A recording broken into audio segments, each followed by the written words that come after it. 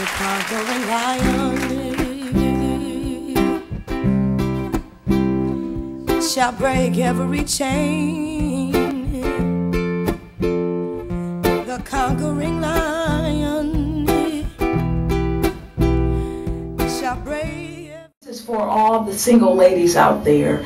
And when I say single ladies, I am specifically talking to a certain group of single ladies. I'm talking to the favored of God single ladies. These women are not just any old women, not just any old woman that's willing to do whatever and wear whatever and talk however and go wherever to find a man. But I'm talking about the women of God.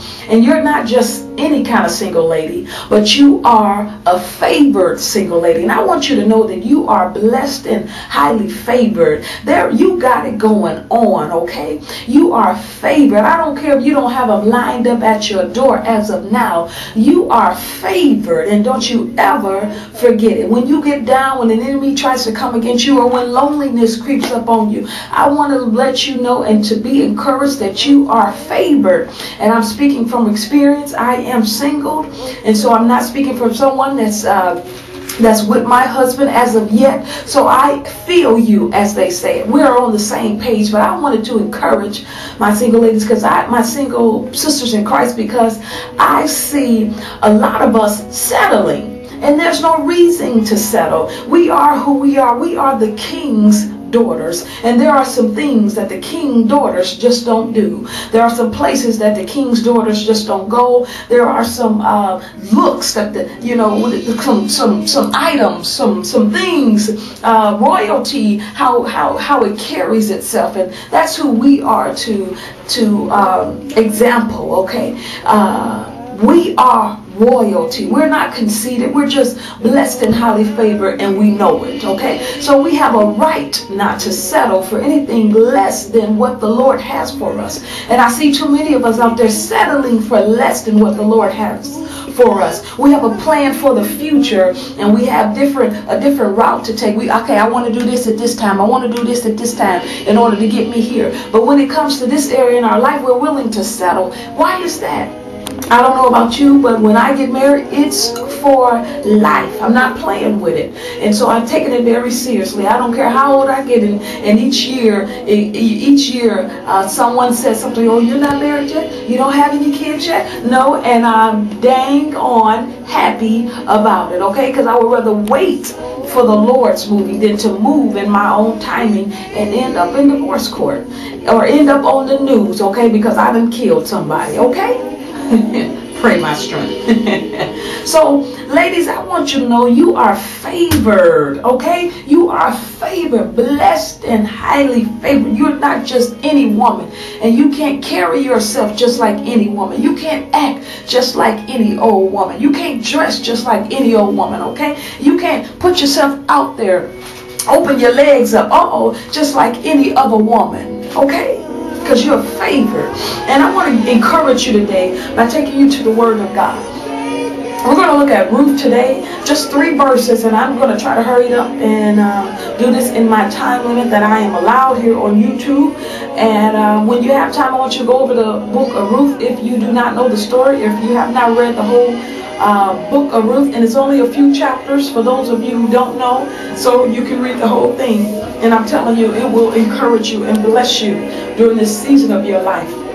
And so, for many of us, there are some of us, and we're going to meet our Boazes this year. Okay, this year the Lord is going to bring them into our life, but He will not bring them into our life until we are ready for them. I don't know about y'all, but I am willing to be ready for my Boaz. I don't want Boaz to come and I'm not ready. Just like I don't want the Lord to come and I'm not ready to go back with Him. Okay, so Ruth chapter 2, we're going to be looking at verse 3, verse 11, and verse 12. And I'm reading out of the NIV version. And verse 2-3 says, so she went out and began to glean in the fields behind the harvesters. As it turned out, she found herself working in a field belonging to Boaz, who was from the clan of Elimelech.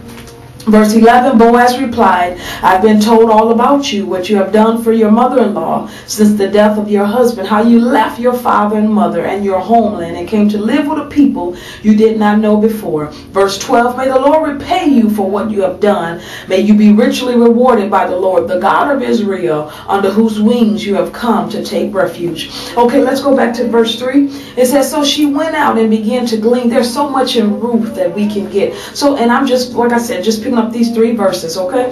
So she went out and began to glean in the fields behind the harvesters, and we're going to focus on the next 4 words. And it says, as it turned out.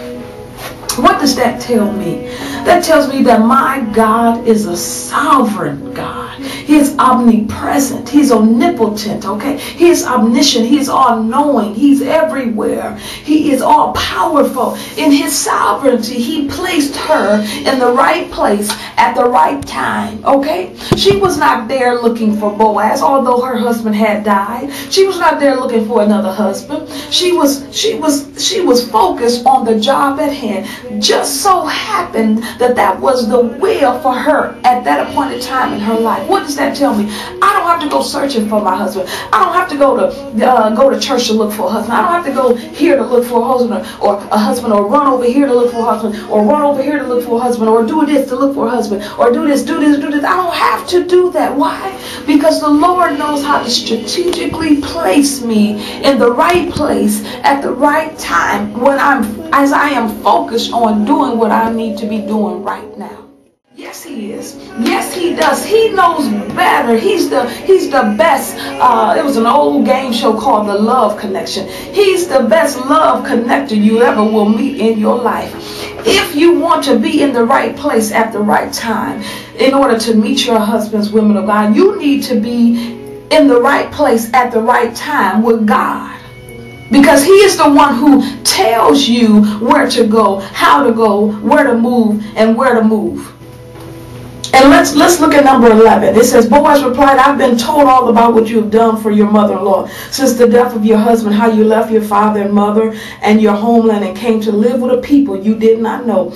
Boaz told her, I've been told all about you. Oh my goodness. He said, I've been told all about you. And let it be said of us. First of all, if you want something, you got to be matched up to the thing you want, okay? You can't want somebody that's got themselves together and in all areas, or at least getting up there in all areas, and you not doing nothing. You want somebody that's financially blessed and wise, but you can't handle your finances. You want somebody that's studious. You want somebody that's respectful. You want somebody that's stable, but you're unstable, you're unrespectful. You want somebody that's in the church that's doing stuff, but you're not doing anything. You can't want something more than what you're willing to give. You need to be in the place where the Lord can speak to your husband and say, this one over here, I need you to be at this place at this time, because your wife is going to come to the door. Let me tell you all about her. Let me tell you, this is what she's been doing to prepare for you. This is what she's been doing, getting her life together. This is what she's doing, getting her house together, getting her family together, getting her skills together, getting her talents together, getting her life with me. She's on her face daily in my face. She's in her word daily. She's listening to me. So I know if she listens to me, she's going to listen to you. You want to be the woman that God can tell your husband some things about you too. And he will be exceedingly glad to hear from the Lord. I just really like that. Boaz replied, I've been told all about what you have done. If the Lord, right now, this very second, if the Lord was to tell your future husband all about what you have done, what would he be telling him? What would he be telling him? And the follow-up question is, what do you want the Lord to be telling about you to your future husband? And let's look at number 12. And Boaz says, may the Lord repay you for what you have done. May you be richly rewarded by the Lord, the God of Israel, under whose wings you have come to take refuge in. Woo, may the Lord reward you. under whose wings you have come to take refuge in. You have come to the place where God is your refuge. You don't even, you're not even looking for other stuff. It's all about Him. You're focused on Him. And he said, may the Lord bless you. And he was talking about, a part of the blessing that he was talking about was himself. The Lord blessed Ruth with Boaz. I'm telling you, he's the best love connector you will ever meet in your life. So ladies, anywho, I don't want to run out of time. I just want to let you know that you are blessed and highly favored. You are a favored single lady, okay? You are a favored single lady. There is a secular song out now that's by Beyonce, and she sings about single ladies, and she talks about the story about a guy who she was with, or however the story goes, and he should have put a ring on it. I guarantee if you listen to the Lord, okay, if you're listening to Him, if you're in the right place at the right time, God is telling your husband about you, and in due season you will be rewarded. And I guarantee at the end of it, He will put a ring on it.